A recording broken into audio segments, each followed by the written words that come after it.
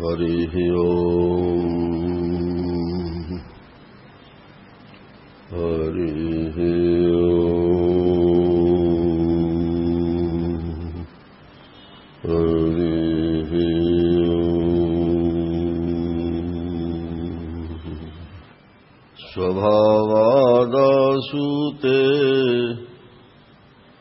पदनख विभायस्य सुफलम् जनः सेवी धन्यो भवति कृतपुण्यो न चिरताम् स्मरामि प्रातस्तम् भुवनमहनीयम् नवनवम् अखण्डानन्दम् श्री गुरुवरमहं ब्रह्म परमम् नारायणं नमस्कृत्य नरं चैव नरोत्तमम् देवीं सरस्वतीं व्यासं ततो जयमुदीरये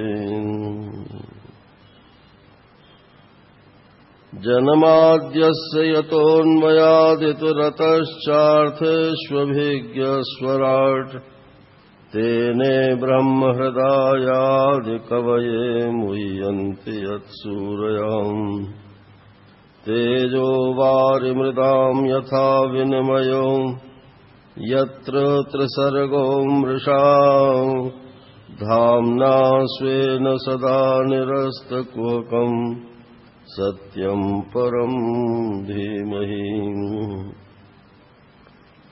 यं प्रव्रजन्तमनुपेतमपेतकृत्यं द्वैपायनो विरहकातर्वाजुहाव पुत्रेति तन्मयतया तर्वोऽभिनेदु तं सर्वभूतहृदयं मुनिमानतोऽस्मि बर्हापीडम् नटवरवपुः कर्णयो कर्णिकारम् बिभ्रदवासः कनककपिशम् वैजयन्तीम् च मालाम् रन्ध्रान् वेणोरधरसुधयाम् पूरयन् गोपवृन्दैर्वृन्दारण्यम् स्वपदरमणम् प्राविशद्गीतकीर्तिः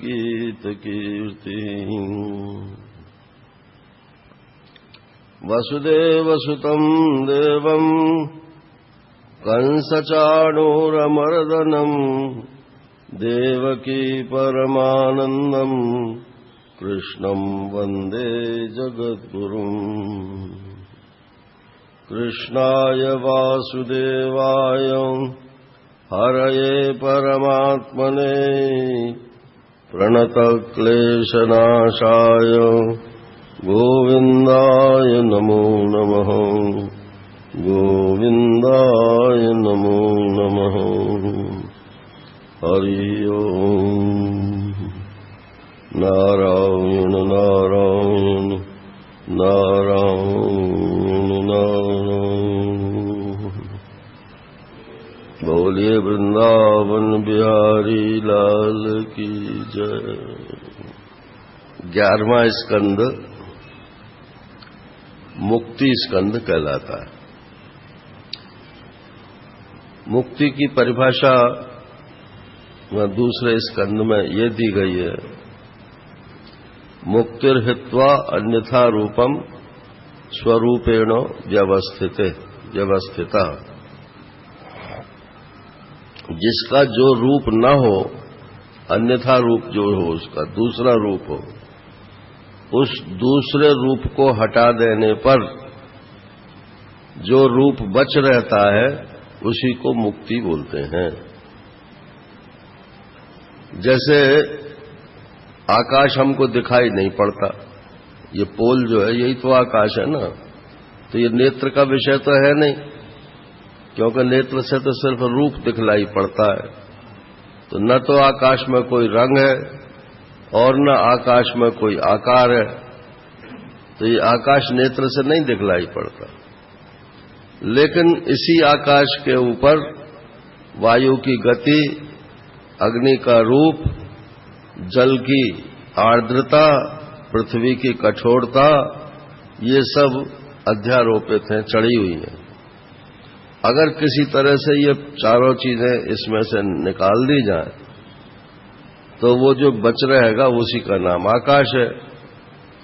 ऐसे ही ये आत्मा के ऊपर शरीर, स्थूल शरीर का धर्म, सूक्ष्म शरीर का धर्म और कारण शरीर का धर्म, ये धर्म चढ़े हुए हैं। अगर उन धर्मों को इससे अलग कर लिया जाए और अलग करके फिर तब आत्मा को देखा जाए तो वही आत्मा मुक्त स्वरूप ही मालूम पड़ेगा। और चूंकि आत्मा माने मैं होता है, इसलिए मैं मुक्त स्वरूप हूं, ऐसा उसको अनुभव हो जाएगा। इसमें किसी के मनाने की बात नहीं है कि जबरदस्ती कोई मान ले कि कहो तुम मैं मुक्त स्वरूप हूं। अरे कहने को तो कोई कह देगा, लेकिन भीतर से मानेगा तब ना। तो वो तभी मानेगा जब एक बार तो सबका, अब जैसे सुषुप्ति में क्या होता है, जागृत का अध्यारोप समाप्त हो जाता है, स्वप्न का अध्यारोप समाप्त हो जाता है, नया कोई अध्यारोप चढ़ता नहीं है। तो सुषुप्ति में आत्मा किस रूप से रहता है? वो मुक्त स्वरूप से ही रहता है। लेकिन सुबह उठकर फिर वो यही कहता है, मुझे तो भगवान का दर्शन करना है, मुझे तो अभी मोक्ष प्राप्त करनी है। तो भाई तुम तो मुक्त स्वरूप हो गए थे सुषुप्ति में, अब कैसे? तो वो असल में हो गए थे, तो वो तो जबरदस्ती हो गए थे। प्रकृति ने सबको सुषुप्ति दी है और सबका एक सा ही अनुभव है, इसलिए सुषुप्ति में सबको मुक्ति हो जाती है। परंतु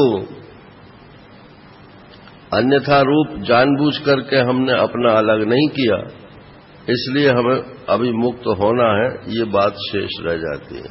तो ये 11वां स्कंद मुक्ति स्कंद है, अर्थात जितना भी हमारा कर्म है वो किसके लिए है? मुक्ति के लिए।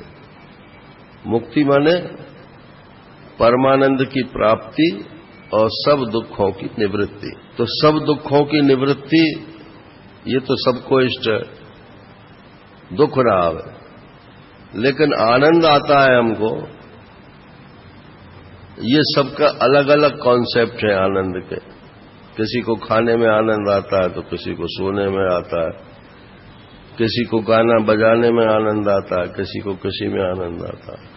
तो परमानंद की प्राप्ति अर्थात ऐसा आनंद जिससे श्रेष्ठ और आनंद कोई ना हो, जिससे परे और कोई आनंद ना हो, तो ये हमारा, इसी को मोक्ष बोलते हैं। सब दुखों की निवृत्ति और परमानंद की प्राप्ति। दुख निवृत्ति का नाम मोक्ष नहीं है, क्योंकि सुषुप्ति में दुख नहीं होता है और सुख भी होता है, लेकिन मुक्ति कहां होती है? सुबह उठकर फिर वही बात, जैसे बंधे हुए सोए थे वैसे ही बंधे हुए उठते हैं। नारायण, अभी कल को हमें ये काम करना है, परसों को ये काम करना है, और फिर जब उठते हैं तो फिर वही जो काम छोड़ के गए थे उन्हीं कामों को फिर पकड़ लेते हैं। तो आदमी अपने अपने संकल्प से बंधा हुआ है। तो मुक्तिर्हित्वा अन्यथा रूपम स्वरूपेण व्यवस्थित ही, यही मुक्ति का स्वरूप है। अब इसमें अलग अलग प्रसंग हैं, एक प्रसंग नहीं है। मुख्य रूप से इसमें 3 प्रसंग हैं। एक तो नवयोगेश्वर संवाद है, जो राजा निमि को 9 योगेश्वरों ने उपदेश दिया है, और एक उद्धव और भगवान कृष्ण का संवाद है, और उसी के अंदर अवान्तर चरित्र हैं, भिक्षु गीत है, एल गीत है, ये सब है उद्धव संवाद के अंतर्गत। दत्तात्रेय के 24 गुरुओं की कथा है। नारायण, तो पहले इसकी भूमिका बनाते हैं। कृत्वा दैत्यवधम कृष्ण स रामो यदुभिर्वृता भुवोऽवतारयद् भारम जविष्टम जनयन् कलिम्। भगवान ने बलराम जी सहित और यदुवंशियों के सहित सबकी सहायता से पृथ्वी का भार उतार दिया महाभारत करा करके। तो महाभारत क्यों हुई कि जनयन कलिम संघर्ष की स्थिति दोनों में पैदा कर दी, मनमुटाव करा दिया, राग द्वेष करा दिया। अब यहां ये यदुवंशियों के संहार में भी राग द्वेष की ही करा करके इनका भी संहार कराएंगे। ये कोपिता सुबहु पांडुसुता सपत्नैर दुर्द्यूत हेलन कच ग्रहणादिभिस्तान कृत्वा निमित्तमितरे तरता समेतान हत्वा नृपान निरहरत क्षितिभारमीशः। पांडुसुता, पांडु के जो पुत्र हैं पांडव लोग, तो कौरवों ने क्या किया उनके साथ कि दुर्द्यूत जुआ खेला, और वो भी कपट के पासों से खेला, और हेलन उनका तरह तरह से अपमान किया, और कच ग्रहणादि भी, और द्रौपदी के केश पकड़ करके खींचे गए। तो इससे क्या हुआ कि पांडव लोग बहुत कुपित हो गए। कृत्वा, इसी को कपट, इसी क्रोध को आधार बना करके कौरव पांडवों में द्वेष हुआ, और कृत्वा निमित्तम इतरे तरता, और कौरवों में भी फिर द्वेष हो गया। समवेतान, अब दोनों में इकट्ठा करके हत्वा नृपान निरहरत क्षितिभारमीशा, और सब दोनों तरफ जितने लोग इकट्ठे हुए थे, 11 अक्षौणी सेना दुर्योधन की थी, 7 अक्षौणी सेना पांडवों की थी, 18 अक्षौणी सेना का विनाश कर दिया। माने 18 11 19 लाख, तो 20 लाख के करीब तो सैनिक ही मर गए सब, और बाकी हाथी घोड़े जितने मरे वो मरे। भूभार राज प्रतना यदुभिर्निरस्य गुप्तैः स्वबाहुभिरचिन्त्य यदप्रमेय मन्येव ननु गतोऽप्यगतं हि भारम् यद यादवं कुलमहो अविषह्यमस्ते। लेकिन भगवान ने सोचा कि अभी वास्तव में पृथ्वी का भार दूर नहीं हुआ। कांटे से कांटा निकाला जाता है। यदुवंशियों को सहायता से इन लोगों में युद्ध करा करके महाभारत तो हो गया, लेकिन यदुवंशी तो मौजूद हैं अभी। तो जब तक यदुवंशियों का कांटा नहीं निकलेगा, इनकी विशेषता क्या है कि ये मेरे द्वारा गुप्त ही रक्षित हैं, इसलिए इनको कोई मारने में समर्थ नहीं है। पांडव लोगों को भी मारने में इसलिए समर्थ नहीं थे कि ये श्री कृष्ण के द्वारा रक्षित थे। तो भगवान ने सोचा कि अब इनमें भी मैं संघर्ष की स्थिति उत्पन्न कर दूं, तो ये यदुवंशी भी आपस में लड़के मर जाएंगे, और फिर मैं शांति से अपने परम धाम को चला जाऊंगा। एवं व्यवसितो राजन सत्य संकल्प ईश्वर शाप व्याजेन विप्राणाम समजन्रे स्वकुलम विभू। इस प्रकार का निश्चय करके परीक्षित, जो सत्य संकल्प भगवान हैं, उन्होंने ब्राह्मणों के शाप के बहाने से और अपने कुल का ही संहार करवा दिया। स्वमूर्त्या लोक लावण्य निर्मुक्त्यालोचनम नृणाम गीर्भिस्ता स्मरताम चित्तम पदैस्तानीक्षिताम क्रियाम। भगवान का जो अपना शरीर था, स्वमूर्ति, वो लोक लावण्य निर्मुक्ता, सांसारिक सौंदर्य जैसा उनका सौंदर्य नहीं था। लोचनम नृणाम, उनके नेत्र जो थे बड़े दिव्य थे, और उनकी कीर्ति ऐसी बढ़िया है कि यदि उनके चित्त पदों का, चरण कमलों का स्पर्श किया जाए तो फिर उनके संसारियों का संसार ही समाप्त हो जाए। आच्छिद्य कीर्तिम सुश्लोकाम वितत्यंजसानुकौ तमो अनया तरिष्यन्ति त्यगात् स्वं पदमीश्वरम्। राजोवाचो ब्रह्मण्यानाम् वदान्यानाम् नित्यम् वृद्धोपसेविनाम् विप्रशापा कथम् भूतो वृष्णीनाम् कृष्ण चेतसाम्। राजा परीक्षित ने प्रश्न किया कि यदुवंशी तो ब्राह्मणों के भक्त थे और नित्य वृद्धोपसेविनाम बड़े बूढ़ों की नित्य सेवा करते थे, उनको विप्रशाप क्यों लग गया? और जबकि उनका चित्त भगवान कृष्ण के चरणों में लगा हुआ था, भक्त भी थे भगवान के। आप कह रहे हो कि जिनका चित्त लग जाता है उनका संसार ही समाप्त हो जाता है, तो इनका भी चित्त भगवान में लगा हुआ था, तो इनका तो संसार समाप्त नहीं हुआ। और ब्राह्मणों का शाप हुआ, तो ये तो ब्राह्मण भक्त थे, उन्होंने शाप क्यों दे दिया? जो इसका रहस्य हो वो आप हमको कृपया बताइए। श्री शुकोवाचो। अब शुकदेव भगवान बोलते हैं, कर्माणि पुण्य निवहानि सुमंगलानि गायज्जगत् कलिमलापहराणि कृत्वा कालात्मना निवसता यदुदेव गेहे पिंडारकम् समगन् मुनयो निसृष्टाम्। तो कर्माणि पुण्य निवहानि सुमंगलानि, भगवान के जो कर्म थे वो इतने पुण्य उत्पन्न करने वाले हैं और सुमंगलानि इतने मंगलमय हैं कि यदि उनका गान किया जाए तो जगत के कलिमल अपहराणी कृत्वा, कली के जितने दोष हैं संसार में वो सब अपहृत हो जाएंगे। अब जब भगवान ने संकल्प कर लिया कि मुझे यदुवंशियों का नाश कराना है, तो भगवान तो काल रूप से वहां पर विराज रहे थे। कालात्मना निवसता यदुदेव गेहे, यदुवंशियों के घर में और वसुदेव जी के घर में वो भगवान कृष्ण सुंदर होते हुए भी अब काल रूप से विराजमान थे।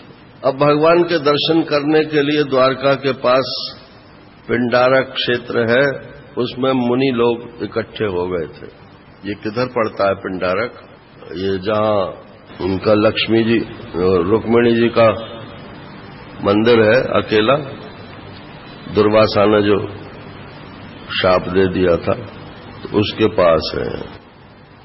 तो उस क्षेत्र में ये मुनि लोग इकट्ठे थे। कौन कौन थे मुनि वहां? विश्वामित्रो, असिता, कण्वो, दुर्वासा, भृंगु, अंगिरा, कश्यपो, वामदेवो, अत्रि, वशिष्ठो, नारदादयः, ये सब के सब वहां इकट्ठे थे।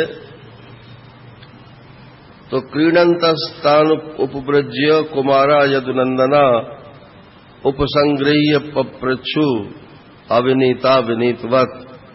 तो ये यदुवंश के राजकुमार जो हैं वो खेलते खेलते अपना क्रीड़ा करते हुए और उन मुनियों के पास पहुंच गए और पहुंच करके पप्रच्छु अविनीता विनीतवत, माने वैसे तो बड़ा झुक कर प्रणाम किया और बोले हमें आपसे एक प्रश्न करना है, लेकिन अंदर से वो समझते थे कि ये तो कुछ मूर्ख हैं, कुछ जानते हैं नहीं।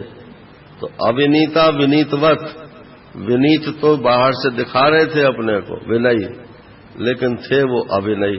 अब बस यहीं से ये विनय और अभिनय में से ही उनके नाश का मार्ग प्रशस्त हो गया। ये आदमी जो दोहरी जीवन जीता है ना, बाहर से कुछ दिखाता है अपने को, भीतर से कुछ दिखाता है, इसी से उसका विनाश प्रारंभ होता है। और वो भी महापुरुषों के सामने यदि दोहरा जीवन दिखलावे। अब ये तो आप महापुरुष के पास रहोगे तब आपको पता चलेगा कि कैसे लोग जो है बाहर से तो दिखलाते हैं हम आपके बड़े सेवक और बड़े खैरख्वाह, और भीतर से वही कतरनी चलाते रहते हैं। ते वेशयित्वा स्त्री वेशई सांबम जाम्बवती सुतम एषा पृच्छति वो विप्रा अंतर्वत्नी असिते क्षणाओं। जामवंती के लड़का थे सांब, माने श्री कृष्ण के पुत्र ही थे। तो यद्यपि जामवंती तो कोई सुंदर लड़की नहीं होनी चाहिए कायदे से, लेकिन ये सांब बड़े सुंदर थे। और इनकी आंखें, क्या बोलते हैं आजकल, कौन सी आंखें, कजरारे नेत्र थे इनके, माने बिल्कुल काले तो नहीं थे, असित। सित माने तो सफेद होता है, अब सफेद का उल्टा तो काला होता है, तो काले भी नहीं थे सफेद भी नहीं थे, तो असित एक क्षण। तो बोले ये सांब को उन्होंने कपड़े वपड़े पेट पे लगा के उसका पेट बड़ा कर दिया और कहा कि महाराज ये स्त्री आपसे एक प्रश्न पूछना चाहती है, ये अंतर्वतनी है अर्थात सगर्भा है। प्रष्टुम विलज्जति साक्षात संजनयिष्यति। इसे पूछने में तो लज्जा आती है, इसको इच्छा तो है पुत्र की। अब ये आपसे ये पूछना चाहती है कि इसको बेटा होगा कि बेटी होगी, लड़का होगा कि लड़की होगी। अब बचाव इसका अगर करना था तो कर देते कि यहां पर गर्भस्थ शिशु के लिंग की परीक्षा नहीं होती है, अल्ट्रासाउंड हम नहीं करते। लेकिन वो तो ऋषि थे, वो तो बिना कुछ किए ही सब कुछ जान गए कि ये हमारे साथ धोखा कर रहे हैं। एवं प्रलब्धा मुनयस्तानूचु कुपिता नृपो जनयिष्यति वो मंदा मुसलम कुलनाशनम। तो ऐसा उनसे जब कहा गया और प्रलब्धा उन्हें धोखा देना चाहा, तो वो जो मुनि लोग थे वो कुपित हो गए और कुपित होकर के उन्होंने कहा, मूर्खो, मंदा, मूर्खो, ये जो है न लड़का जनेगी न लड़की जनेगी, ये एक मूसल जनेगी, लोहे का मूसल जनेगी और वो तुम्हारे सब कुल का नाश कर देगा। ये ब्रह्मा कुमारियों की एक किताब हमने पढ़ी थी, तो उसमें था कि ये 5,000 वर्ष का साइकिल मानते हैं वो चतुर्युगी, 43,20,000 वर्ष का साइकिल नहीं मानते, वो सिर्फ 5,000 वर्ष का मानते हैं। और वो सन 2000 में साइकिल पूरा हो रहा था।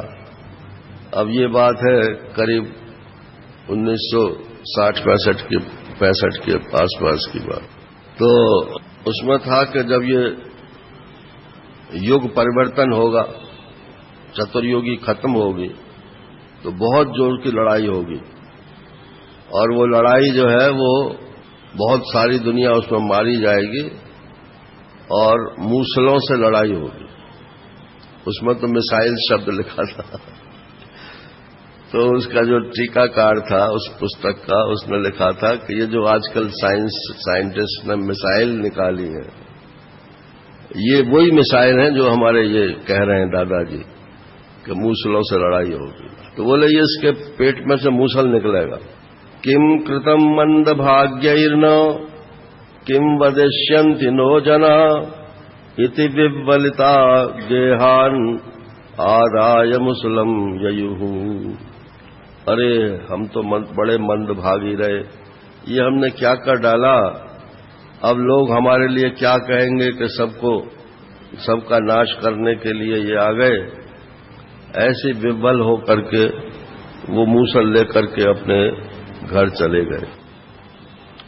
तच्च उपनीय सदसी परिम्लान मुखश्रिया राज्ञ आवेदयान चक्रु सर्वयादव सन्निधौ श्रुत्वा मोघम विप्रशापम दृष्ट्वा च मुसलम नृपो विस्मिता भय संत्रस्ता बभूवुर्द्वार कौपसः।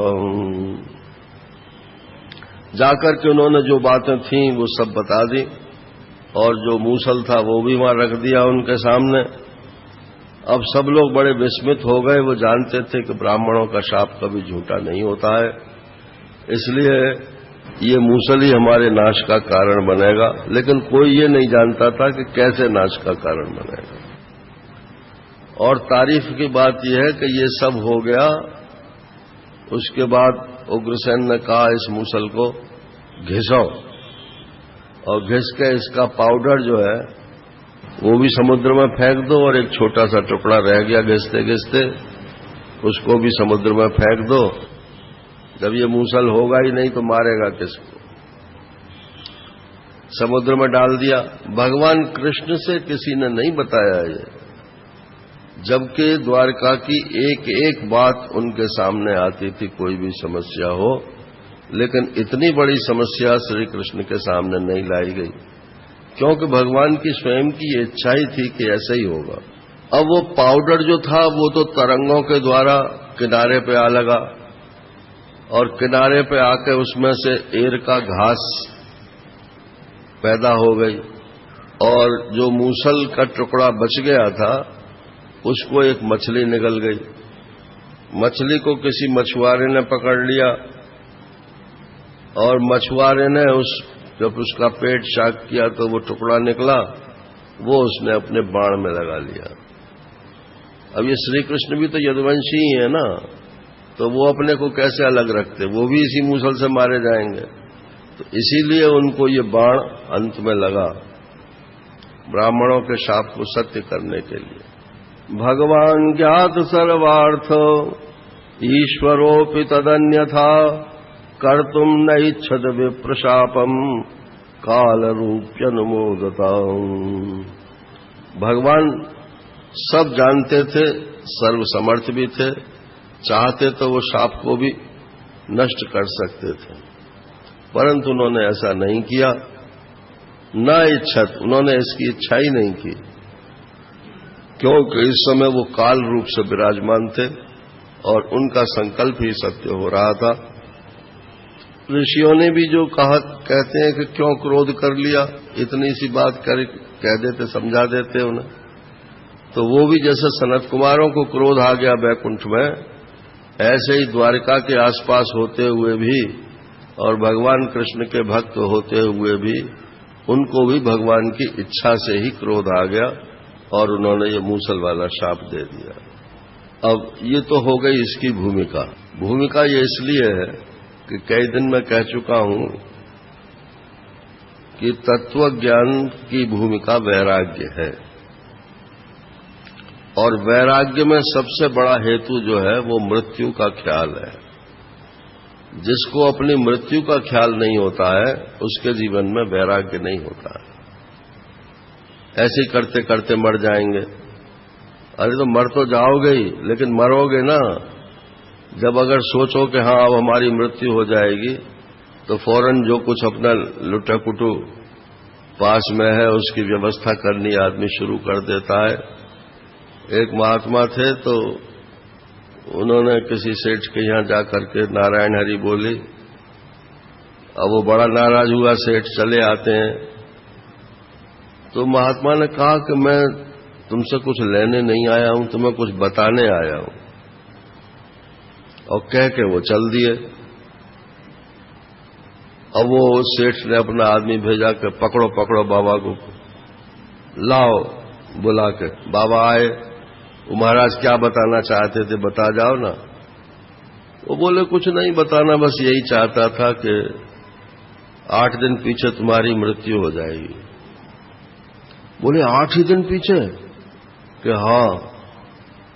तो मुझे ये कल भजन करते समय इल्हाम आया तो मैंने कहा तुमको बताया हूं। अब महाराज उसको तो दस्त चल गए। सेठ को घर पहुंचा, मुनीम को बुलाया, अरे ये खाता बंद करो, ये खाता बंद करो, ये उसको दो, ये उसको दो। महाराज दुनिया भर का काम जितना था वो सब, अब घर वालों से भी कह दी बस मैं अब 8 दिन का मेहमान हूं, जिसको जो करना हो वो कर लो। घर वाले भी दुखी, वो भी दुखी।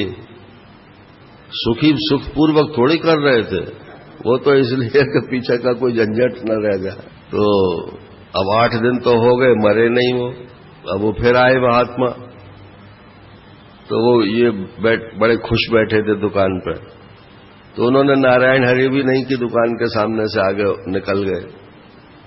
उसने देख लिया, बोले महात्मा जी को बुलाओ। आए, बोले महाराज आप हमारी दुकान पे आए नहीं आज। बोले क्यों, क्या खास बात थी कुछ? कि नहीं, वो आप कह गए थे ना कि 8 दिन में मेरी मृत्यु हो जाएगी, तो मैं तो आपके सामने बैठा हूं, आज तो 10 दिन हो गए। बोले वो तो बात ठीक है, लेकिन तू ये बता कि 8 दिन में तेरे मन की हालत क्या रही? बोले बस मेरे मन की हालत तो ये रही कि अब गया तब गया, मुझे कुछ सुहाता ही नहीं था। तो बोले बस यही बात बताने के लिए आया था। जो अपनी मृत्यु को याद रखता है कि एक दिन जाना है, जाना माने छोड़ कर जाना है, तो इसलिए जो कुछ अपना करना है, टोसा बांधना है टोसा बांध लो, देना है दे लो, लेना है ले लो, नारायण भजन करना है भजन कर लो, जो कुछ करना है कर लो। फिर पीछे अफसोस न रह जाए कि हम ये नहीं कर सकते थे, ये हमने नहीं किया ना। महाराज श्री ऐसे बोलते थे कि मरते समय ये अफसोस नहीं होना चाहिए कि हम ये काम कर सकते थे अपने जीवन में, लेकिन हमने किया नहीं। जिसको तुम कर सकते हो और करना चाहते हो, सोचता ही रह जाता है आदमी, मैं कब घर से विरक्त होऊंगा, कब ये मैं भगवान का भजन करूंगा। अब वो विरक्त तो कभी होता नहीं है, संसार से ही विरक्त मतलब कूच कर जाता है। इसलिए जो काम करना हो, और यदि वो शुभेच्छा है, शास्त्र के अनुकूल है, तो उसको पूरा कर लेना चाहिए। तो ये मृत्यु की भूमिका तत्वज्ञान के लिए भगवान ने बांधी है, इसलिए ये पहला अध्याय इसका पूरा होता है। अब यहां से दूसरे अध्याय से तत्वज्ञान की सत्संग की भूमिका फिर शुरू होती है। तो कहते हैं कि गोविंद भुजगुप्तायाम द्वारवत्याम कुरुद्वह अवात्सीत नारदो भीक्षणम कृष्णोपासन लालसा।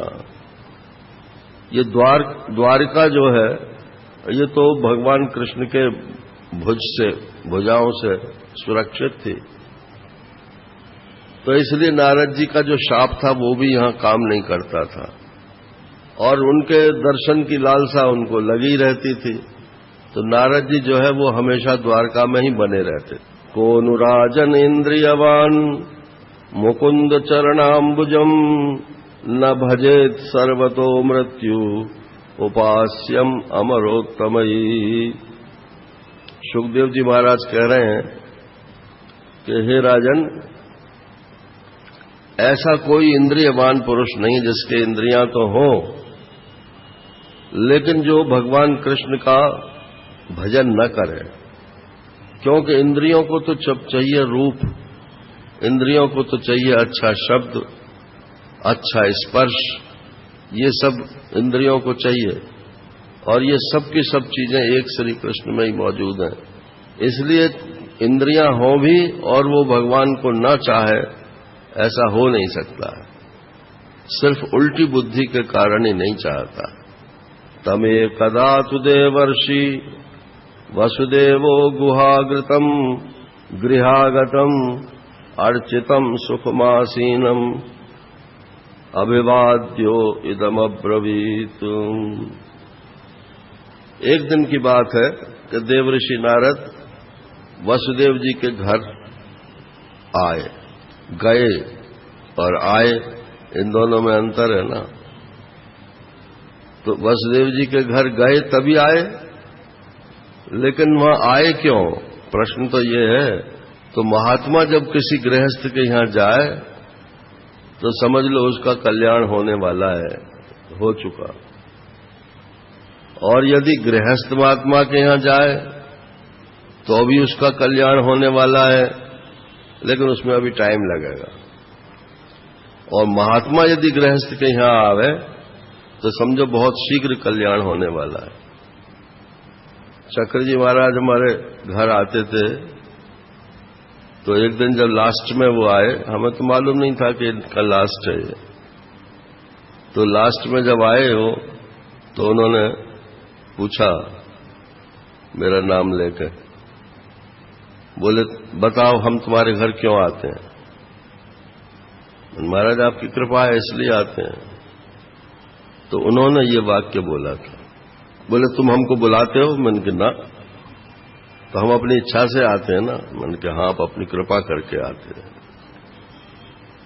तो बोले जब महात्मा अपनी इच्छा से किसी के घर जाता है तो समझो उसका वहां से छुट्टी होने वाली है। वसुदेव जी के घर आए नारायण। अब वसुदेव जी ने उनको आसन पर बैठाला, उनकी पूजा अर्चा की, प्रणाम किया और इस प्रकार से बोले। वसुदेवोवाच भगवन् भवतो यात्रा स्वस्तये सर्वदेहिनाम् कृपणानाम् यथा पित्रो उत्तम श्लोक वर्तमनाम। हे भगवान, आपकी जो यात्रा है वो सब देहधारियों के लिए मंगल का हेतु है। किन लोगों के लिए? जो दीन दुखी हो रहे हैं उनका तो निश्चित रूप से मंगल होगा, क्योंकि महात्मा के पास थोड़ा सा भी टाइम यदि बिताओ तो उसमें जो सुख शांति उसको प्राप्त होती है वो अन्यत्र प्राप्त हो नहीं सकती ना। तो यथा पित्रो, जैसे माता पिता यदि स्वयं किसी के अपने किसी पुत्र के यहाँ या पुत्री के यहाँ जाएं तो समझो उस पुत्र और पुत्री के ऊपर वो कृपा कर रहे हैं। अथवा उत्तम श्लोक वर्तमानम, उत्तम श्लोक जो भगवान कृष्ण हैं उनके रास्ते पर जो चल रहे हैं उन लोगों को संसार से निकालने के लिए वो महात्मा लोग जाते हैं। भूतानाम देवचरितम दुखाय च सुखाय च सुखायैव हि साधूनाम त्वादृशाम अच्युतात्मनाम। भूतानाम देवचरितम, जो प्राणी हैं उनके लिए देवताओं का जो चरित्र है वो कभी दुख का कारण हो जाता है, कभी सुख का कारण हो जाता है। अब बारिश नहीं हुई मान लो तो दुख का कारण हो गया, और फिर हुई तो इतनी हुई कि सारा संसार ही बह गया नारायण, तो वो भी दुख का कारण हो गई। ठीक ठाक ढंग से हो गई तो सुख का कारण हो गई। तो देवताओं का जो चरित्र है वो भूत प्राणियों के लिए कभी सुख का कारण होती है, कभी दुख का कारण होती है। लेकिन साधुओं का जो चरित्र है, सुखायैव हि साधूनाम त्वादृशाम अच्युतात्मनाम, आप जैसे अच्युतात्मनाम अर्थात जो भगवान के साथ एकम एक हो रहे हैं, ऐसे महात्माओं का जो चरित्र है वो तो हमेशा सुख के ही लिए होता है, उसमें दुख की कोई बात नहीं है। तो आप आए हैं तो हमारे इसमें सुख में वृद्धि होने वाली है। असलियत में बात क्या थी कल आपको सुनाया तो था, परंतु याद नहीं होगी। जब वहां मुनियों ने कुरुक्षेत्र में कहा कि तुम्हारे तो बेटे साक्षात भगवान हैं, और भगवान कृष्ण और बलराम जब उन्हें प्रणाम करने के लिए आए तो उनको भगवान जान करके स्तुति करने लगे, तो भगवान ने कहा कि हाँ, एक दृष्टि से मैं भगवान हूं तो तुम भी भगवान हो, और वैसे तो हम आपके पुत्र हैं ही, आप हमारे पिताजी हो। अब वो भ्रम में पड़ गए नारायण कि ये हमारे बेटे हैं कि भगवान हैं। अच्छा, भगवान महावाक्य बोल रहे हैं कि जो मैं हूं सो तुम हो, लेकिन वो महावाक्य उनकी समझ में ही नहीं आ रहा। तो उन्होंने कहा कि ये समझ में, महाराज जी भी ऐसा बोलते थे कि बेटे को अपने पिता को उपदेश नहीं करना चाहिए, क्योंकि वो उस बेटे का उपदेश उसको लगेगा नहीं, उसकी पुत्र बुद्धि है ना उसमें। गुरु में जब तक आपको संबंधी की बुद्धि रहेगी तब तक उसका उपदेश लगने वाला नहीं है। तो जो सबसे संबंध त्याग किए हुए है, किसी को अपना संबंधी नहीं मानता तो सभी उसके संबंधी हैं, इसलिए वो सबके प्रति समान बर्ताव करता है। तो भगवान ने सोचा कि ये मेरे कहने से तो समझेंगे नहीं, और वो बेटा बेटा ही क्या हुआ जो पिता को नरक से न बचावे। पुत्र कहते ही उसे हैं कि जो पुम नाम नरक, नरक से जो त्रायते रक्षा करे उसको पुत्र कहते हैं। तो नरक क्यों जाता है आदमी? नरक जाता है कि उसने पाप किए हैं। और स्वर्ग में क्यों जाएगा? तो बोलेगा अच्छे कर्म किए हैं। तो यहां पुत्र का मतलब नरक से ही नहीं है, स्वर्ग से भी रक्षा करने के लिए। तो स्वर्ग और नरक जो भी जाएगा उसका पुनर्जन्म होगा तभी तो जाएगा ना। अब ऐसी कोई विधान होना चाहिए कि जो पुनर्जन्म ही न हो। यदि मोक्ष का उसको साधन मिल जाए तो फिर उसकी स्वर्ग नरक दोनों से मुक्ति हो जाएगी।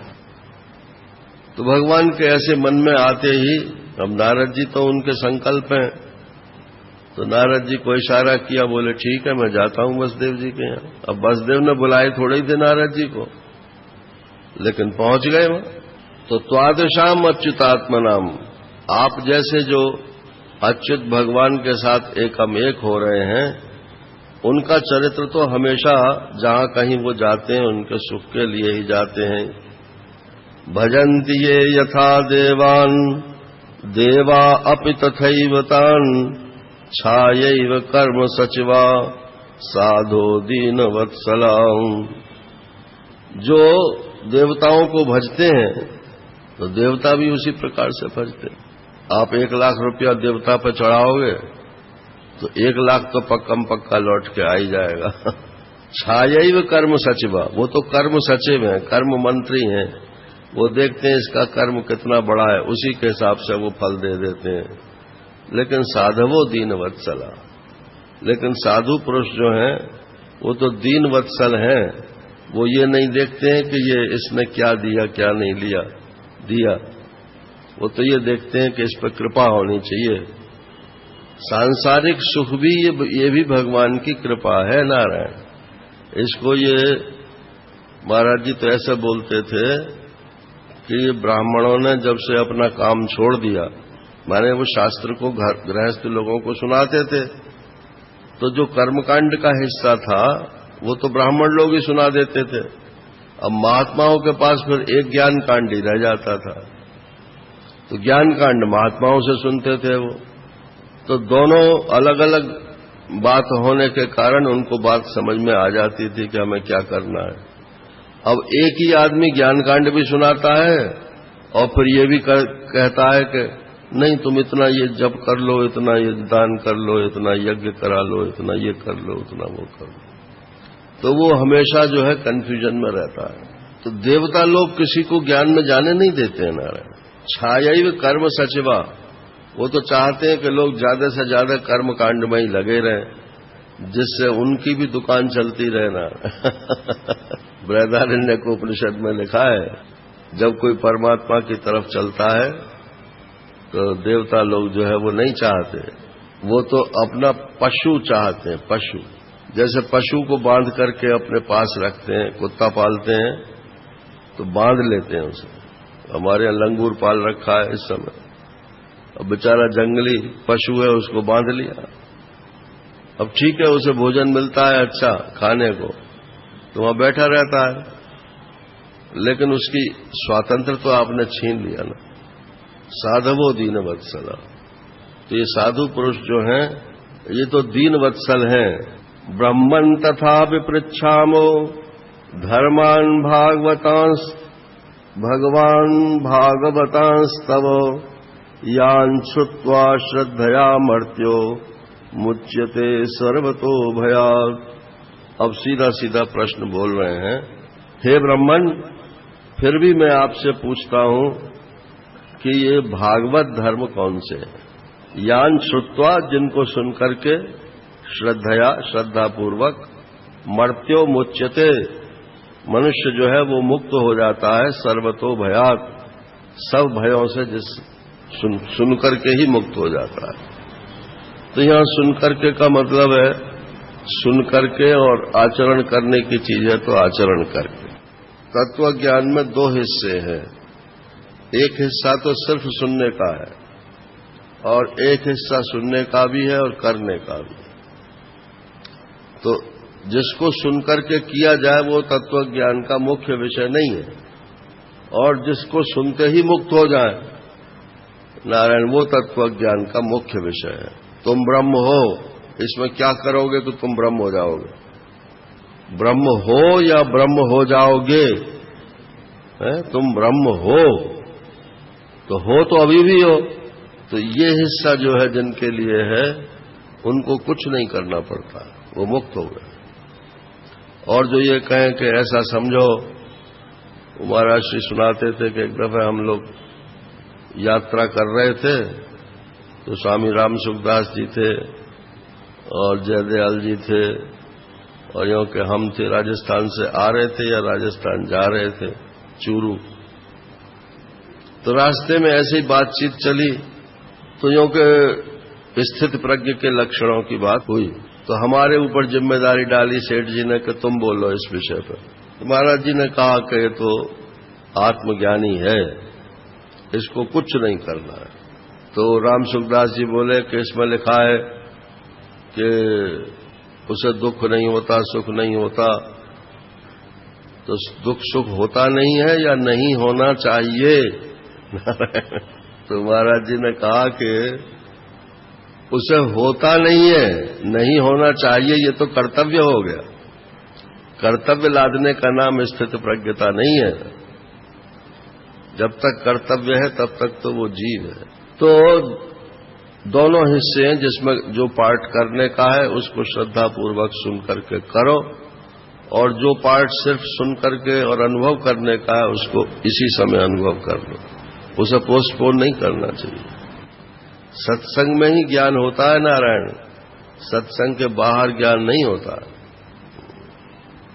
बैठे सुनते सुनते ज्ञान हो जाता है। अहम किल पुरानंतम प्रजार्थो भुवि मुक्तिदम अपूजयम न मोक्षाय मोहितो देव मायया। नारद जी ने कहा कि अरे आप ये कैसी बात कर रहे हो, आपके तो पुत्र हैं भगवान स्वयं।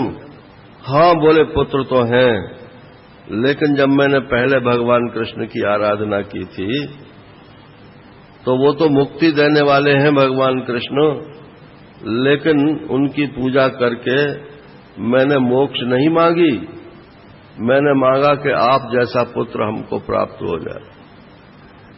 तो मोहितो देव माया, हमें तो ऐसा लगता है कि देवताओं की माया ने हमारा चित्त अपहरण कर लिया। अब देखो, जिन्हें गौरव होना चाहिए और जो लोग कहते हैं कि मुक्ति में क्या धरा है, भगवान जिसके बच्चे बन जाएं वो है असली बात। तो अब वो ही कह रहे हैं कि मोहितो देव माया। हमको तो लगता ऐसा है कि देवता की माया ने जो है मोहित कर लिया था, तभी हमने उनको पुत्र रूप में प्राप्ति की इच्छा कर ली, वरदान मांग लिया और मोक्ष नहीं मांगा। कितने हजार बरस तक बात टल गई और अभी भी कुछ पता नहीं है मोक्ष होगा कि नहीं होगा। यथा विचित्र व्यसनात् भवेद्भिर्विश्वतो भयात् मुच्येम ही अंजसैवाद्धा तथा नशाधि सुव्रतो। अब नारद जी महाराज उत्तर देना शुरू करते हैं। हाँ, तो वो प्रश्न कर रहे हैं कि वो तो ठीक है, वो तो पुरानी बात हो गई, मैं मोहित हो गया था। अब आप ऐसी बात बताओ, यथा विचित्र व्यसनात्, कि मुच्येम ही अंजसई, बहुत शीघ्र ही मैं मुक्त हो जाऊं, ऐसा कोई उपाय बताओ। एक बुढ़िया थी, तो हमारे पड़ोस में एक वैद्य जी रहते थे, तो दवाई लेने आई। तो उन्होंने कहा कि वैद्य जी उसकी अपनी पोती की या किसी की फलाने की दवाई दे दो। तो बोले तू क्यों आई है? बोले काई को फुर्सत ही ना आए, अब सारा काम मुझे ही करना पड़े, या से तो मौत आ जा पंथ जी तो ज्यादा अच्छा है। तो बोले यहां देखिए स्विच लगा हुआ था, प्लग जिसमें लगाते हैं, क्या बोलते हैं, सॉकेट। हाँ, तो बोले अपनी उंगलियां या में दे दे, अभी तेरी मौत आ जाएगी। तो बोले है ऐसे थोड़ी मरा जाए कोई।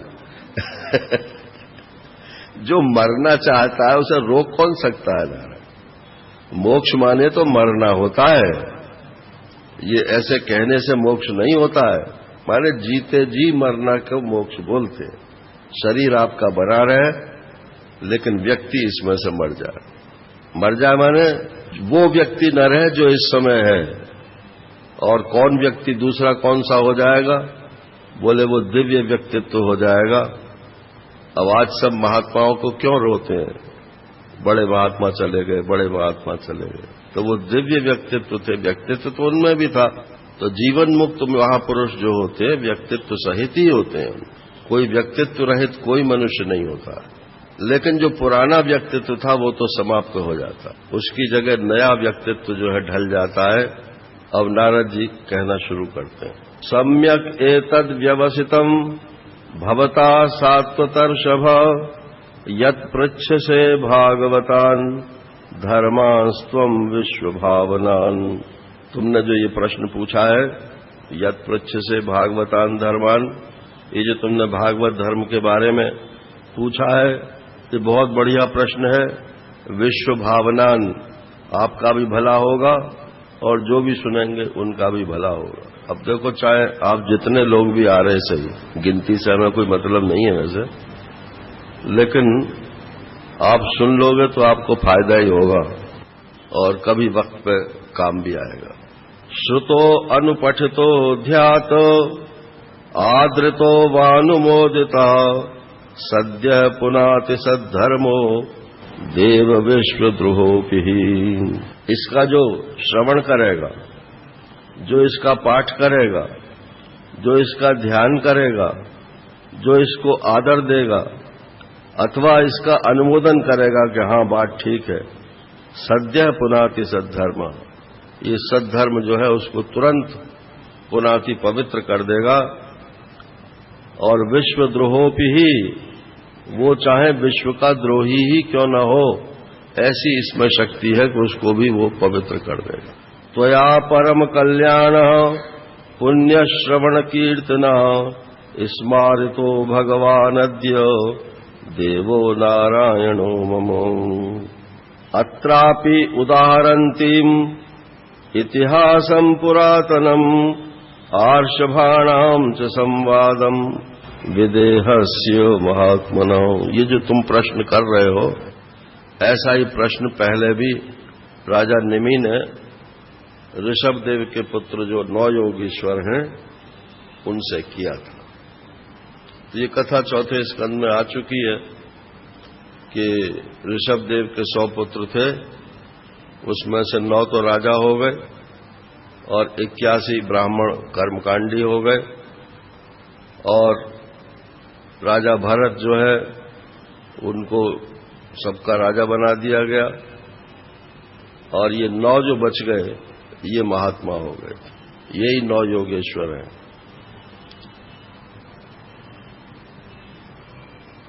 तम आहुर वासुदेवांशम मोक्ष धर्म विवक्षया अवतीर्णम सुतशतम तस्यासीत् ब्रह्म पारगम। ये ऋषभदेव भगवान के अंशावतार हैं। तेषां वै भरतो ज्येष्ठो नारायण परायणः विख्यातं वर्षमेतत् यन्नाम्ना भारतमद्भुतम्। स भुक्त भोगांस् त्यक्त्वा इमान् निर्गस्तपसा हरिम् उपासीनस्तत्पदवीम् लेभे वै जन्मभिस्त्रिभिः। राजा भरत का 3 जन्मों में मोक्ष हो गया। और ये जो 9 योगीश्वर हो गए, नवा भवन महाभागा मुनयो ह्यर्थ शंसिनः, ये महाभाग महात्मा हो गए। महाभाग माने महात्मा हो गए। महान परमात्मा जो है उसके भाग में जो चला जाए उसको बोलते हैं महाभाग। हम भगवान के ही हैं और किसी के नहीं हैं। अब ये मुनि है सबके सब और अर्थ शंसिना, और परमात्मा जो सबका अर्थ है उसका शंसन माने जानकार हैं, ज्ञान रखने वाले हैं। और श्रवणा, दूसरों को श्रवण कराते हैं। ये श्रवण जो है ये पारिभाषिक शब्द है इनका जैनियों का। वात रचना, और वो सब नंगे रहते हैं नारायण, कमर में करधनी नहीं लगाते। आत्मविद्या विशारदा और आत्मविद्या के विशारद हैं। उनके नाम है ये कविर, हरि, अंतरिक्ष, प्रबुद्ध, पिप्पलायन, आविर्होत्र, अथ द्रुमिल, चमसा, करभाजन। ये 9 योगेश्वरों के नाम हैं। अब ये एक एक करके सब फिर आएंगे। ते ते भगवद रूपम विश्वम सदसदात्मकम आत्मनो व्यतिरेकेण पश्यन्तो व्यचरन् महीम। ये सब भगवान के स्वरूप हैं और ये संपूर्ण सत असत रूप जो संसार है, इससे अपने आत्मा को पृथक देखते हुए और संसार में विचरण करते रहते हैं।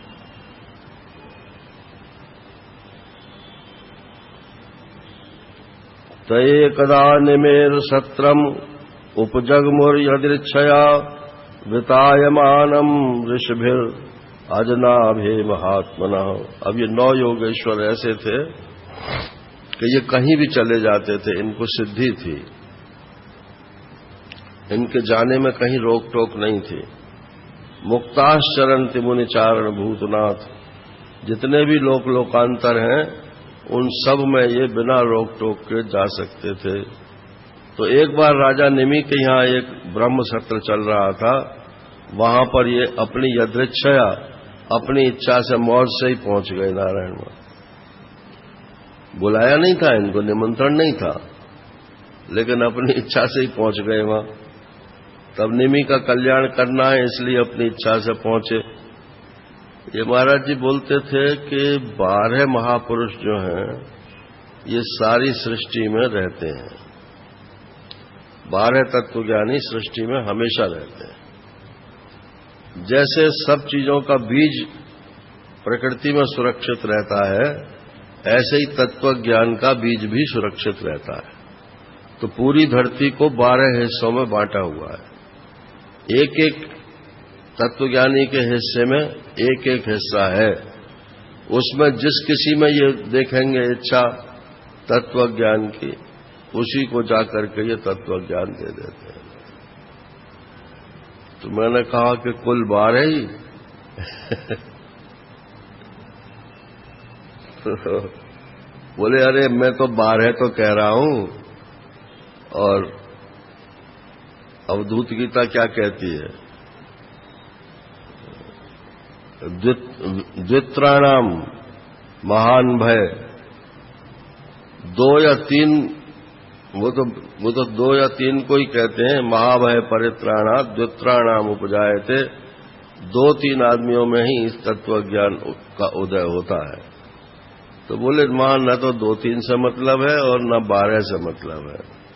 वहां मतलब सिर्फ इसकी दुर्लभता बताने में है, लेकिन बीज सुरक्षित रहता है। आप ये मत समझो कि हमारे चलाने से कोई तत्वज्ञानी बन जाएगा। तो जिसे तत्वज्ञान की इच्छा है, कोई ना कोई तत्वज्ञानी उससे आकर टकरा जाएगा और उसे तत्वज्ञान हो जाएगा। और जिसे इच्छा नहीं है, उसे चाहे जितना आप कर लो, कोई नहीं करा सकता। अब ये वहां पहुंचे तो आकाश मार्ग से ये गए, तो वहां उतरे जब जमीन पे, तो ऐसा लगा जैसे सूर्य भगवान सूर्य से जो है महापुरुष उतर रहे हैं। तो सबके सब लोग खड़े हो गए। यजमानो अग्नयो विप्रा सर्व एवो पतस्थिरे। सब ने खड़े होकर के उनका अभिनंदन किया, उनको बिठाया। देखा कि तो नारायण परायण महात्मा हैं, जिनको शरीर का भी होश नहीं है कि हम नंगे हैं कि उगाड़े हैं कि पहने हैं क्या है। वो तो भगवान में ही उनकी वृत्ति लगी हुई है। तान रोचमाना नाम स्वरुचा ब्रह्मपुत्रोपमान नव पप्रच्छ परम प्रीत प्रश्रयावनतो नृपा। उन्होंने भी फिर यही प्रश्न पूछा जो तुमने उनसे पूछा है, हमसे पूछा है।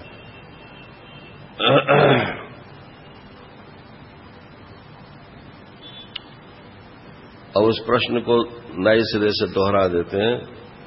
दुर्लभो मानसो देहो देहिनाम क्षण भंगुरः तत्रापि दुर्लभम मन्ये वैकुंठ प्रिय दर्शनम। राजा निमि कह रहे हैं कि दुर्लभो मानुषो देहो, ये मनुष्य शरीर जो है ये बहुत दुर्लभ है, क्योंकि ये भोग तो सब शरीरों में मिलते हैं। जिसके पास जितनी इंद्रियां हैं उतने भोग संसार में पहले से ही बने हुए हैं।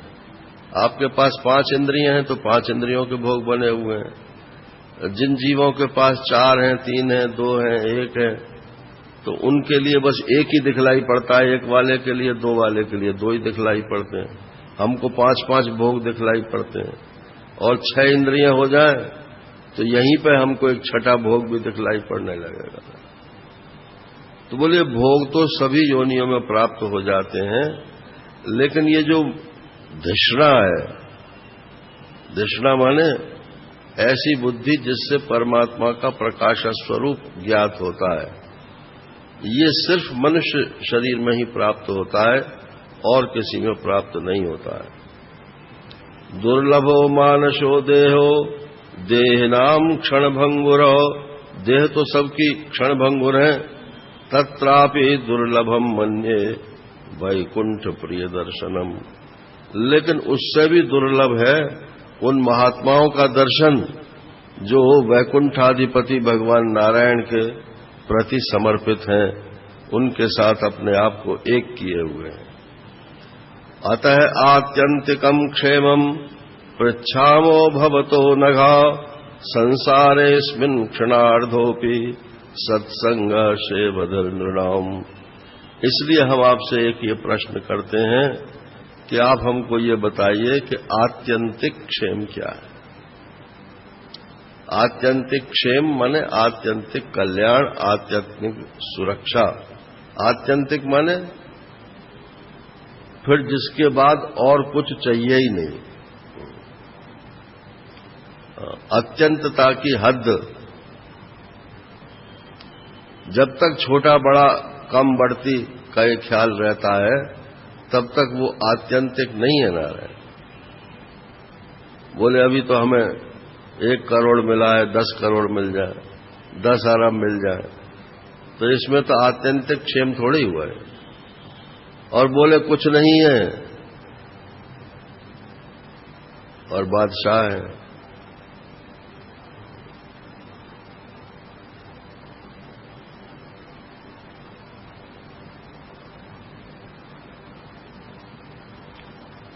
उसके सिर पर है हमेशा ही हुमा का साया। स्वामी रामतीर्थ की शेर है ये। उसके सिर पर है हमेशा ही हुमा का साया, राम बादशाह है, गो मुल्क नहीं दाम नहीं। उसके पास कोई मुल्क नहीं है और कोई उसके पास पैसा टका नहीं है, लेकिन वो बादशाह है क्योंकि उसके ऊपर हुमा का साया रहता है हमेशा। ये हुमा एक चिड़िया होती है पर्शिया में, तो बहुत छोटी चिड़िया होती है और बहुत ऊंची उड़ती है। तो समझो आप उसकी परछाई जमीन पर तो पड़ नहीं सकती है। अब ऐसी किंवदंती है कि उस हुमा पक्षी का साया जिस मनुष्य के सिर पर पड़ जाता है वो राजा हो जाता है। तो न तो छाया पड़ेगी और न वो राजा होगा कोई, इसलिए ऐसी किंवदंती है। तो स्वामी रामतीर्थ कहते हैं कि भाई हमारे ऊपर तो हमेशा ही हुमा का साया, एक दफे नहीं, हमेशा ही हुमा का साया है। राम बादशाह है, वो मुल्क नहीं दाम नहीं।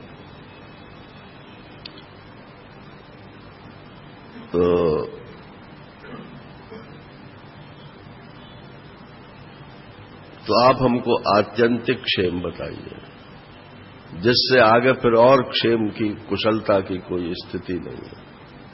परम कुशलता का परिमाण क्या है? धर्मान भागवतान ब्रूत यदि न श्रुतये क्षमम यही प्रसन्न प्रपन्नाय दास्यति आत्मानमप्यजः। और दूसरा प्रश्न हमारा है कि कृपया भागवत धर्म का आप वर्णन कीजिए। यदि हम सुनने के लायक हमको समझते हो तो उनका भी वर्णन कीजिए, जिनको प्रसन्नतापूर्वक ग्रहण करने से भगवान अपने दासों को स्वयं को भी दे डालते हैं। ऐसा भागवत धर्म दीजिए। अब जो 9 योगेश्वरों में पहले नंबर के योगेश्वर हैं, उनका नाम है कवि।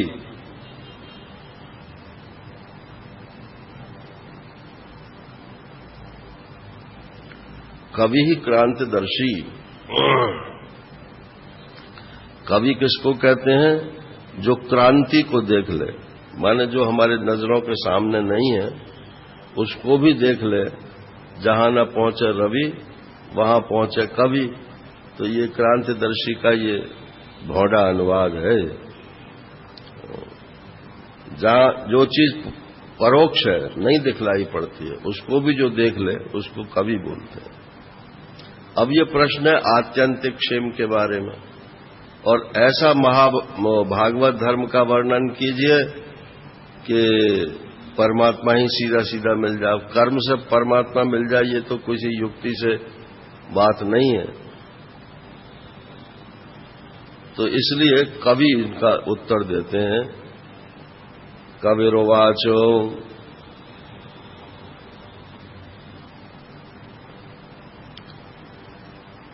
मन्ये अकुतश्चित् अभयम् अच्युतस्य पादाम्बुजोपासनमत्र नित्यम् उद्विग्न बुद्धेरसदात्मभावात् विश्वात्मना यत्र निर्वर्तते भी।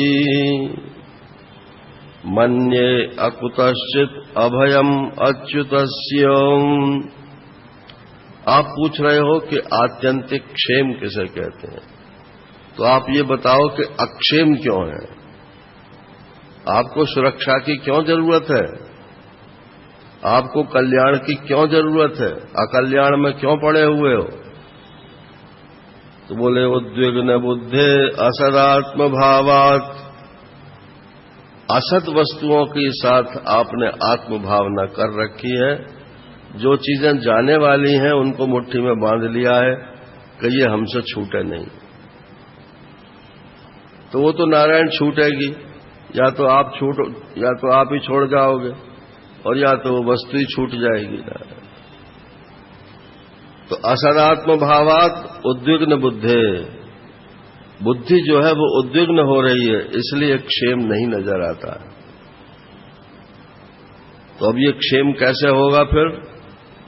कि भाई हम तो ये मानते हैं कि अकुतश्चित् अभयम् अच्युतस्य। आत्यंतिक क्षेम जो है वो अच्युत भगवान के और जो निर्भय स्वरूप भगवान हैं उनके पादाम्बुज उपासन मात्र से ये मिल जाती है।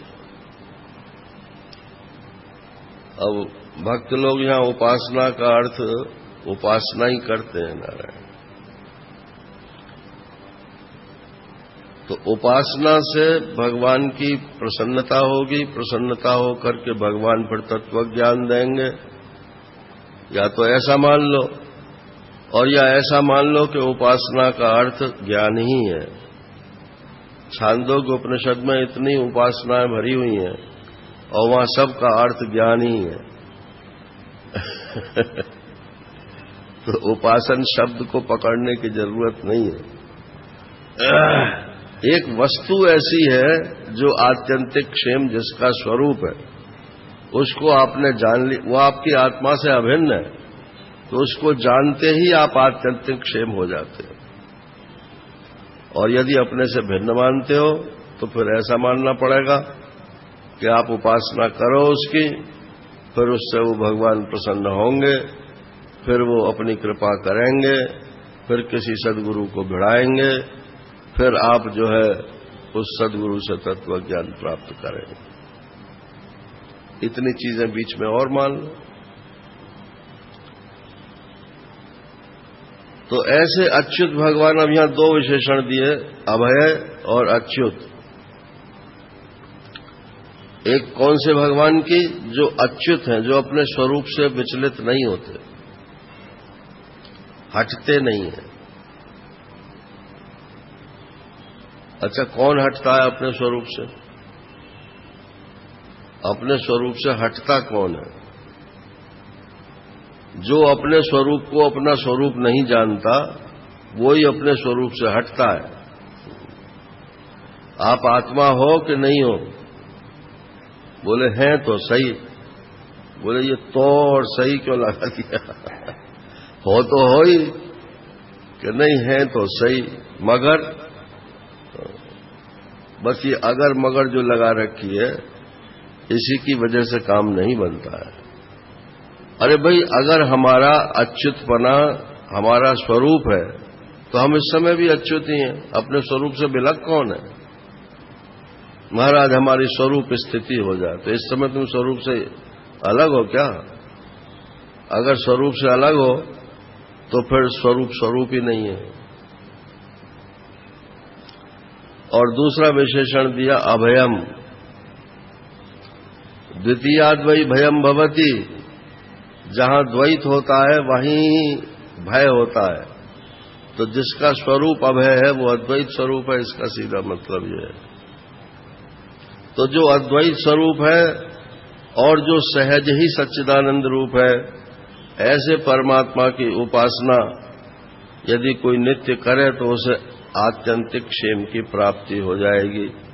बस एक ही शर्त है कि असत वस्तुओं के साथ जो ये तादात्म्य कर रखा है, एकता कर रखी है, इसी से आपकी बुद्धि जो है डामाडोल रहती है, उद्विग्न रहती है।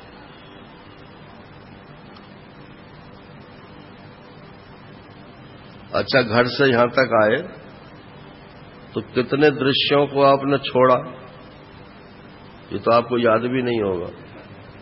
रास्ते में कौन मिला कौन नहीं मिला, तो सब छूट ही तो रहा है। आप अपने स्वरूप में ज्यों के त्यों ही, आप ज्यों के त्यों ही, और जो छूट रहा है वो छूट रहा है। तो वो हमारा स्वरूप ही नहीं है जो छूट रहा है ना, और जो हमारे साथ है वो हमारा स्वरूप है। फिर जो अपने से अलग है उसको अपना स्वरूप मानना, इससे तो उद्विग्नता होगी, उद्वेग होगा ही।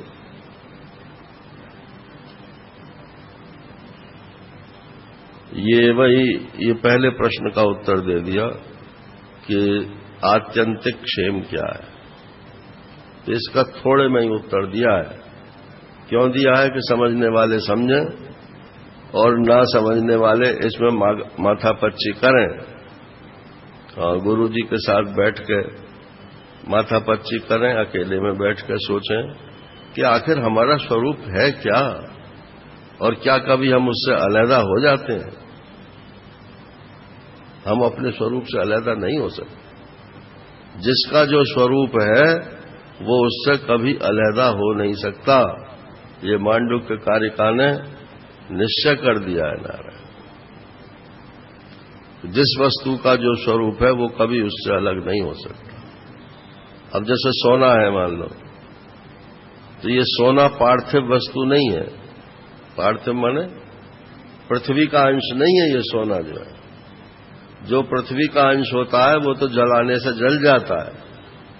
ये अग्नि स्वरूप है सोना जो है, इसीलिए अग्नि में ये सोना जलता नहीं है। पिघल तो जाएगा लेकिन जलेगा नहीं, और जलेगा भी तो नारायण बहुत ऐसा टेम्परेचर आप प्राप्ति नहीं कर सकते, तो माने नहीं जलता। तो ये तेजस तत्व है सोना जो है।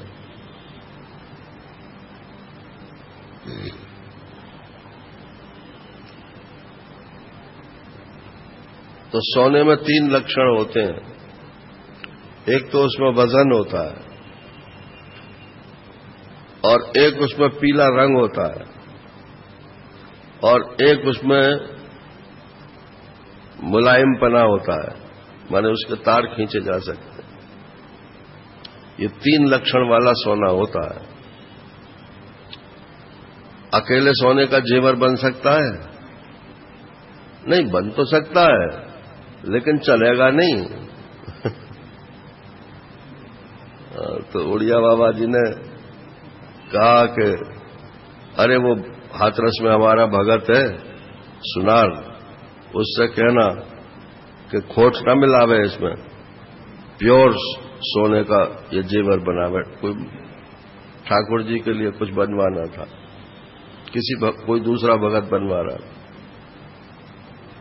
और उसने कहा हाथरस वाले ने कि जी बिना खोट के तो बनता नहीं है, टूट जाएगा। बोले नहीं, बाबा ने तो यही कहा है।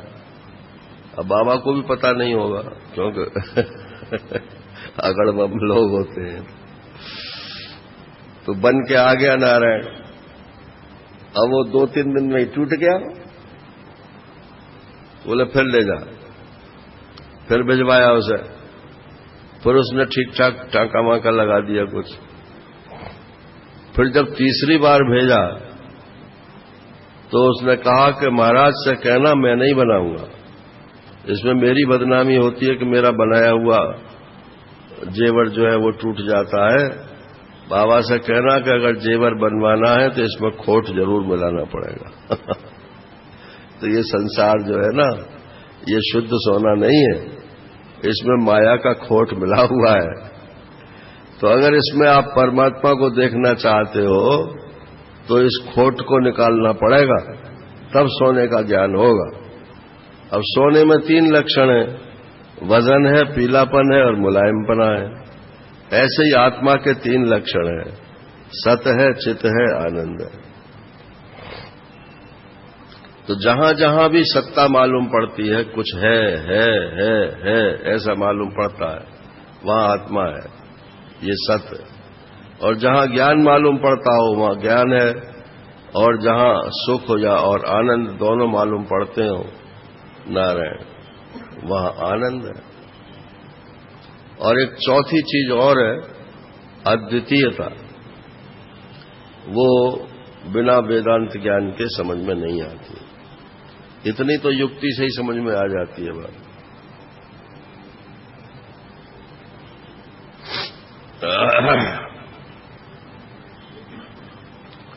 अब भागवत धर्म का डिटेल्स में वर्णन करते हैं। ये वही भगवता प्रोक्ता उपाया ह्यात्मलब्धये अंजय पुंसाम अविदुषाम विद्धि भागवतान्हितान्। कहते हैं कि एक तो वो है, मान लो किसी से कह दो कि तुम वैराग्य धारण कर लो, और वो वैरागी होकर निकल जाए, बहुत बड़ा अधिकारी है भाई, ठीक है। एक वो है जो वैराग्य नहीं ले सकता है, तो उसके लिए कोई सरल सा उपाय बताना पड़ेगा ना। तो वो जो सरल सा उपाय है उसको ही भागवत धर्म बोलते हैं। माने इसमें करने वाले की शक्ति काम नहीं करती, इसमें जिसके लिए आप कर्म कर रहे हो उसकी शक्ति काम करती है। जैसे मान लो आपने बहुत बड़ा कोई फैक्ट्री डाली, और फैक्ट्री डाल करके और कह दिया, हे भगवान आप ही इसके मालिक हो, हम तो आपकी आज्ञा मान करके ये इस काम को कर रहे हैं, नफा भी आपका है, नुकसान भी आपका है, आप जानो, आपका काम जानो, आपके नौकर बन के हम काम कर रहे हैं। अब अगर नौकर बन के काम कर रहे हैं तो उस फैक्ट्री में नफा नुकसान होगा तो उससे आपको कोई कष्ट नहीं होना चाहिए। फिर भी यदि होता है तो आपने समर्पण नहीं किया, और अगर नहीं होता है तो समर्पण हो गया, अब आपको सुख दुख का पता नहीं चलेगा ना, आप उससे असंग हो गए। कर्म तो हो रहा है लेकिन उस कर्म से असंग हो गए। तो अपने को जब तक कर्ता मानते हैं तब तक उससे असंग नहीं होते, और जब हम ईश्वर को, भगवान को कर्ता मान लेते हैं तब उससे असंग हो जाते हैं। क्योंकि हम तो फिर मुनीम की तरह से हैं, जैसे उन्होंने कराया वैसे हमने कर दिया। अच्छा, ऐसा कोई आदमी है जिसको कभी नुकसान ही ना उठाना पड़े या जिसको हमेशा फायदा ही हो? ऐसा भी नहीं है, लाभ भी होता है, नुकसान भी होता है। जब नुकसान होता है तो आदमी घबरा जाता है। तो कहते हैं जो भगवान ने उपाय बताए हैं, आत्मलब्धये आत्मा की उपलब्धि के अंजः पुंसाम अविदुषाम, और मान लो है वो अज्ञानी, लेकिन उसको भी आपकी प्राप्ति अंजः तुरंत हो जाए, उनको ही भागवत धर्म बोलते हैं। यानास्थाय नरो राजन न प्रमाद्येत कर्हिचित, धावन निमील्य वा नेत्रे न स्खलेत न पतेत हौ। जिसके का आश्रय लेकर के हे राजन मनुष्य फिर प्रमाद नहीं करता है, और आंख मीच करके भी यदि वो दौड़ता चला जाए तो जीटी रोड पर जैसे गिरने का डर नहीं रहता। आजकल तो खूब एक्सीडेंट होते हैं, तो कहते हैं कि बस ऐसे ही ये भागवत धर्म का जो सेवन करते हैं उनको कोई प्रॉब्लम नहीं होती। थोड़ा सा और कर देता हूं, 10-15 मिनट, ये प्रश्नोत्तर इसका पूरा हो जाएगा। कायेन वाचा मनस इंद्रियैर्वा बुद्ध्यात्मना वानुसृत स्वभावात् करोति यत् यत् सकलं परस्मै नारायणायेत समर्पयेत। इस श्लोक को तो याद कर लेना चाहिए। तो बोले कायेन वाचा मनस इंद्रियैर्वा, शरीर से कोई कर्म हो, वाणी से कोई कर्म हो, मन से कर्म हो, इंद्रियों से कर्म हो, बुद्धि से कोई कर्म हो, अनुश्रुत स्वभावात्, आत्मना अनुश्रुत स्वभावात्, अथवा पूर्व जन्म के संस्कारों के स्वभाव से कोई कर्म हो, करोति यत् यत्, जो कुछ भी मैं करता हूं, सकलम परस्मयी, वो सब का सब उस परमेश्वर के प्रति, नारायण के प्रति, नारायणाय इति समर्पयेत, ये सब नारायण के लिए समर्पित है। यही भागवत धर्म का मूल सिद्धांत है। ये गीता में जितना बढ़िया इसका विवेचन हुआ है, उससे पहले ग्रंथों में इतना बढ़िया विवेचन नहीं हुआ। माने भागवत तो मैं समझता हूं गीता के बाद की रचना है, क्योंकि गीता के श्लोक इसमें मिल जाते हैं। लेकिन ऑथर एक ही है, इसलिए संभावना है, तो अपने को हिस्टोरिकल नहीं जाना है, कौन पहले हुआ कौन पीछे हुआ। तो नारायणाय इति समर्पयेत, भयं द्वितीयाभिनिवेशिता स्यात्, ईशात् अपेतस्य विपर्ययो अस्मृति, तन्मायतातो बुधवा भजेत्तम् भक्त्यैकयेशम् गुरुदेवतात्मा।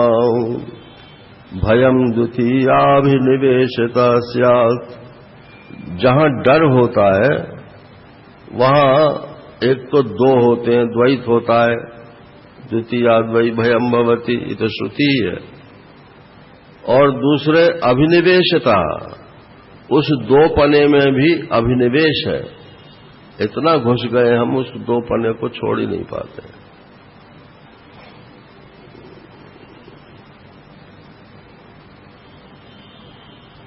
ये भक्तों को वेदांत क्यों नहीं अच्छा लगता? तो उसमें ये विपर्य का दुराग्रह बैठा रहता है। अजी अगर एक हो जाएंगे तो फिर हम पूजा अर्चा किसकी करेंगे? अच्छा तो मत करो। मगर नहीं, पूजा अर्चा तो जरूर करनी है। तो पूजा अर्चा करनी है तो काल्पनिक द्वैत स्वीकार कर लो। बोले नहीं, काल्पनिक में वो मजा नहीं आता है, तो पूजा अर्चा छोड़ नहीं सकते, और करनी है तो काल्पनिक द्वैत से काम नहीं बनता है, इसलिए सच्चा द्वैत ही मानेंगे। तो ऐसे लोगों के लिए अद्वैत की भूमिका नहीं है। भयम द्वितीयाभिनिवेशिता, अभिनिवेश के कारण जो है वो दो जो है वो भय का कारण बन जाता है। अगर अभिनिवेश न हो, दुराग्रह न हो, तो काल्पनिक द्वैत से सारा व्यवहार हो सकता है। ईशादपेतस्य विपर्ययो अस्मृति, ईश्वर को भूल जाने, नहीं यहां से लो, अस्मृति ही विपर्यय। जब आत्मा का ज्ञान नहीं होता है, उसकी स्मरण नहीं रहता है, तब विपर्य माने उल्टी बुद्धि हो जाती है, और उल्टी बुद्धि होने से फिर ईश्वर की माया पकड़ लेते हैं, ईश्वर को छोड़ देते हैं। तन्माया तो बुध आ भजेत, और उसकी माया से घिर करके जो बुद्धिमान लोग हैं वो भगवान को भजन करते हैं। भक्त्यैकयेशम गुरुदेवतात्मा, भक्ति पूर्वक गुरु, देवता और आत्मा। अब आजकल तो मैं बोल नहीं रहा हूं, लेकिन वो कुछ लोग रोजाना बोलते ही हैं। ईश्वरो गुरुरात्मेति मूर्ति भेद विभागने व्योमवत व्याप्त देहाय दक्षिणामूर्तये नमः। ईश्वर, गुरु और आत्मा ये तीन नहीं है, एक ही है। तो ईश्वर, गुरु और आत्मा, गुरु जो है ये साक्षात ईश्वर है, और आत्मा तो सबका सबके मूल में ही बैठा रहता है, वो तो कभी अलग होता ही नहीं है।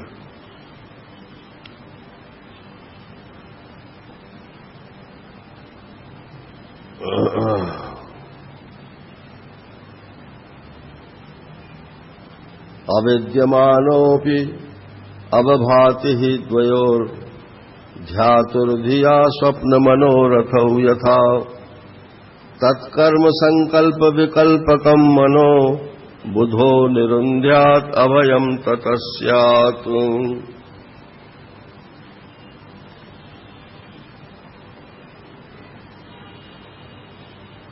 तो अविद्यमानोपि, ये संसार है नहीं नारायण, अविद्यमान है। एक होता है विद्यमान, एक होता है वर्तमान। तो सपना जो है वो अविद्यमान है कि अवर्तमान है?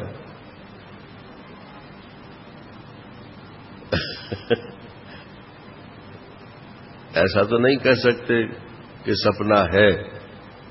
जागृत अवस्था में स्वप्न है ऐसा नहीं कह सकते, लेकिन वर्तमानता तो उसकी स्वप्न काल में मालूम पड़ती है। ऐसे ही जागृत काल में इस संसार की वर्तमानता तो मालूम पड़ रही है, लेकिन जैसे वर्तमानता मालूम पड़ रही है ऐसे ही इसकी अविद्यमानता नहीं मालूम पड़ रही। ये है नहीं, ये तो मालूम पड़ नहीं रहा है, और ये हो रहा है, वो हो रहा है, ये हो रहा है, वो हो रहा है, ये सब मालूम पड़ रहा है।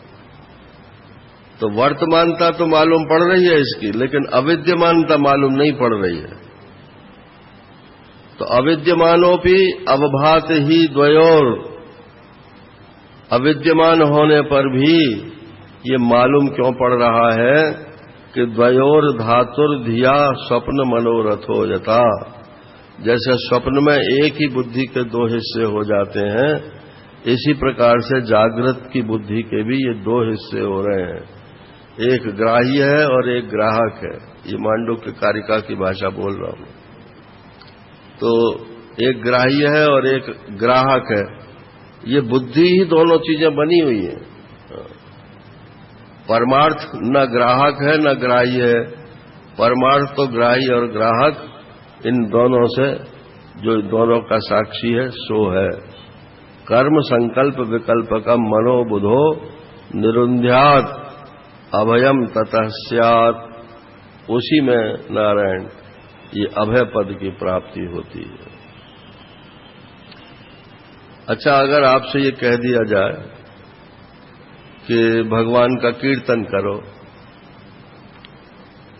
तो अब यहां तो खैर जितने बैठे हैं यहां तो शायद ही कोई खड़ा होकर कीर्तन करे, लेकिन भक्तों की सभा में भी यदि कह दो कि खड़े होकर सब कीर्तन करें, तो कितने लोग खड़े होकर कीर्तन करेंगे? 50%। अच्छा, फिर ये कह दो कि नहीं सब नाचें और कीर्तन करें, तो उसके भी 50% रह जाएंगे, 25% रह गए नारायण। और फिर कहो कि नहीं आवले बावले होकर के कीर्तन करो तो कहेंगे ऐसे कोई कीर्तन होता है? तो ये जो भगवान के प्रेम में आवले बावले हो जाते हैं नारायण, ये नहीं सोचते हैं कि हमको क्या करना चाहिए और क्या नहीं करना चाहिए। उनकी क्रियाएं तो स्पॉन्टेनियस होती हैं, कभी नाचने लगते हैं, कभी खड़े हो जाते हैं, कभी बैठ जाते हैं, कभी गाने लगते हैं, कभी रोने लगते हैं, कभी हंसने लगते हैं, जैसा जिस समय भाव आ जाता है। तो शृण्वन् सुभद्राणि रथांग पाणेर जन्मानि कर्माणि च यानि लोके गीतानि नामानि तदर्थकानि गायन् विलज्जो विचरेद असंगः। लज्जा छोड़ करके वो भगवान के चरित्र और गुणगान करते हैं और असंग होकर के विचरण करते हैं। कोई चाहे कुछ भी कहो, कोई बावला कहेगा कह लेगा, नारायण। जब तक ऐसा नहीं होता है तब तक प्रेम नहीं होता। अब ये स्त्री पुरुष के जो प्रेम संसार में होते हैं, इसमें भी तो आदमी संसार के प्रति बावला ही हो जाता है ना। मर्यादा का ख्याल कहाँ रहता है? हमारे पिताजी क्या कहेंगे, हमारे गुरु जी क्या कहेंगे, हमें तो यही करना है जो करना है। तो जो भगवान के प्रेम में पागल होता है वो ये बात नहीं देखता है कि इस समय खड़े होकर गाना चाहिए, पागल होकर गाना चाहिए, क्या होना चाहिए। एवं व्रतः स्वप्रिय नाम कीर्त्या जातानुरागो द्रुत चित्त उच्चैः हसत्यथो रोदति रौति गायति उन्मादवन् नृत्यति लोकबाह्यः। बस फिर उसकी स्थिति जब वो नाचने कूदने लगता है, अपना कंट्रोल उसकी बॉडी पर समाप्त हो जाता है, तब वो लोक बाह्य हो जाता है। संसार उसे कहता है तो पागल हो गया। तो हमें ऐसा पागल नहीं बनना है नारायण, नहीं बनना है ये भी बात नहीं है, लेकिन बन जाए तो उसमें कोई आपत्ति की भी बात नहीं। आखिर बहुत से लोग अच्छे अच्छे लोग भी जो हैं, जब उनकी मृत्यु का समय आता है तो ऐसे हो जाते हैं जैसे कि पागल ही हो, बिल्कुल कुछ न सुनते हैं, न समझते हैं, न कुछ।